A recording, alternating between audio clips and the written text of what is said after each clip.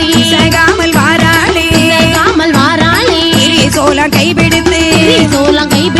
உள்ளாட்டம் போட்டிடுவாள் பந்தலை கைபிடித்து இளையாடி வாராளே எட்டி மாலை தானணிந்து முத்தாரம்மை எழுந்து வாராள் சிப்போம்பு வாடக்காரி இசைகாமல் எழுந்து வாராள் இனிய கையிலேந்தி செய்யும் முத்தாரம்மை ஆடி வாரா தாயாரோ பக்க ஜடை பவள ஜடை 10,000 சடை இலங்க சிரிப்புக்கு